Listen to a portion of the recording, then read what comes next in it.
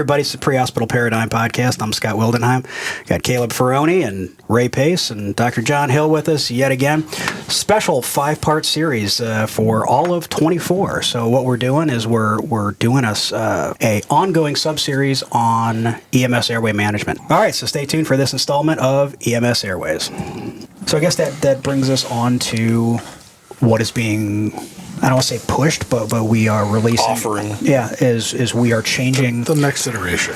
The next iteration, we are consolidating. There's the word. We're consolidating at UH onto one. iGel. Onto super. The next generation. These are the tools we use. But I think first things first, let's see, I need this, and this. Again, they're weight-based. These are not height like King. Yeah, and then Caleb was pointing out here a minute ago that all of that is right here on the tube itself.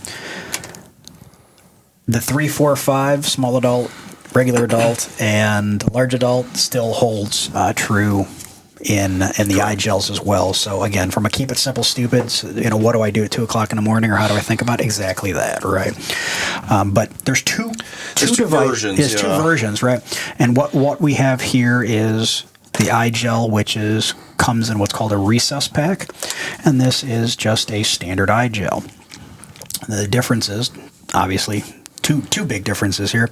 Is it's got this collar on the edge here with these two tips on it, as well as this oxygen port. We will be supplying the recess pack, which is the one you're holding. Which is the one I'm holding, and that comes with this tube holder that would go around the patient's. In the adult sizes, Thank you. In the adult sizes, there's not a recess pack, and that would provide a little bit of downward tension to keep this iGel in place. And when we seat this, you'll see in a second there's no inflation, and this just kind of thermoforms in the back of the patient's airway, and it's more or less friction fit, right? Yeah. So a little bit of back pressure up here down the length of the tube to help keep it seated is why they provide this strap, and why we've chosen to purchase this recess pack. I'm going to come back to this oxygen port here, but since I'm talking about securing this tube, since I'm clearly just going to do this completely backwards, we'll talk about securing it first. Here is that Thomas Select tube holder. Now, you can push that right up against, and then a couple little turns to squeeze it in there once you've got this seated. You're going to need to do kind of the same thing. You want to make sure that this bite block goes between the teeth first and foremost, right? Because otherwise, when you walk in the hospital with that sailing out above there, we laugh and point and take pictures and make memes of you. But the point that I wanted to make here is, lock it into the iGel first before you tighten it down. Don't tighten it down, then lock it down. That way, when you pull this strap taut, it shoves it down and puts that little bit of a back pressure on it that they were expecting to have when they provided you with this neck strap with the. I think it's important to understand, though, that a properly fitted iGel is probably only going to be sticking out about that much. You may not ever get the chance to use this, and that's why they've supplied these with the spikes now for that. Sure. They do talk about that in the literature it comes with, though, that if it's fitted correctly, you may only have that much, and that's fine. That's still well within the bite block range, which is here, and that's where the incisors need to be within there. So anywhere on there, but most of the time they say it'll be not much coming back out. So that's kind of why we supplied these with the neck strap. The pediatrics have the spikes on them, and we supply this separately, but it does come with. It's still there to use. And then there's that oxygen port. For passive oxygenation, or for what's the word I'm looking for? FiO2.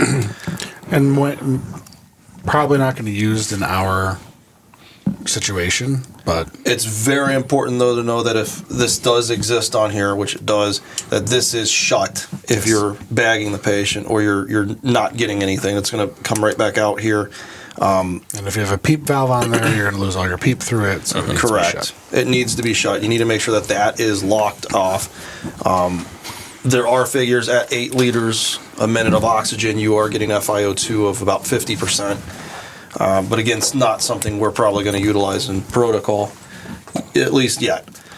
Correct. Well, I mean, look at what we're talking about. This was really made for anesthesia, right? Right. So somebody who is in recovery, they can take them off the ventilator. They're all spontaneously breathing. They're coming off of their sedatives. They're coming off their induction agents, but they're They can augment with additional oxygen. Well, at that point, it's really operating like an oral pharyngeal airway. Exactly. Right. But if the patient deteriorates or whatever, they put them back on the vent, and Make sure you plug the hole. not done yet, right? But in EMS's case, right, there's rare a case where we would be restated.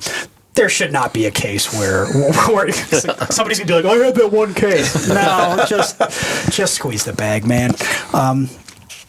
Yeah, so we got to make sure that's capped, or else we don't want any additional loss there, the PEEP loss, or even just the ventilatory loss.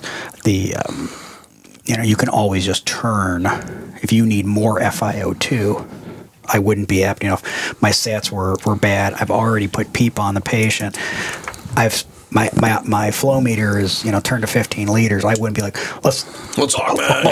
Let's augment with this. What would I do? I would turn that flow meter on my BVM up to 25 before I would be sticking something on here. So yeah, just be aware of that does need to be Its existence. It does need to be capped. It is not a suction port. Yeah, no. Like the King, this does have a suction port. I guess it could be used as one, but I wouldn't. This does fit, like we said, a fringe catheter. It does go to the distal end, which should be aimed towards and into the esophagus. This is going to sit in the glottic opening, obviously. You do have the bite block. You need to make sure that it's measured correctly to the incisors. Anywhere, like I said, within the bite block is going to be okay. When this fits, you have to understand that there's probably going to be a little pressure needed to seat it. It has to fit past the tonsillar pillars. So to get past it, we give it a push. It'll fit in past it, and it should look something like that. except in the patient. Except in the patient, not in the anatomy. Just rotate for camera view angle. Rotate. There you go. So you will probably meet resistance. You need to push past the resistance. You'll feel it kind of lodge into place then. And at that point, you're going to make sure it's set. You're going to put your capnography on it and secure it. In the same breath, don't take your boot off and hammer it in. Yeah, right? correct. Do not put like over exert, push it. Yeah. No elbow drops into it, right? And again, same thing. Neutral, in line, you're just going to follow the... Where's your spray? The spritz is right here. Oh, did you get it already? Look at that. Amateurs need lube. And like I think Doc said earlier, there's no reason to fill anything here. There's no external bags. It's all what did we say the gel was called? I think we just stuck with gel. Oh, yeah. That thermoforming gel. Yeah, the body's heat is actually making it suck up and seat better in the patient's airway. So the longer it's in actually better it should seal up. And if need be, microwave it before you put it in place? Don't microwave your eye gel. Please. Obviously, in this case, it looked like it was just a bit shallow. So we probably switch sizes. Yeah, we could probably. This guy, he's small guy, right? I mean, if I walked in, this was a real human here. Yeah, small adult. I mean, and he definitely, I could start. in his present state, weighs less than 50 kilograms. Certainly in his present state, right?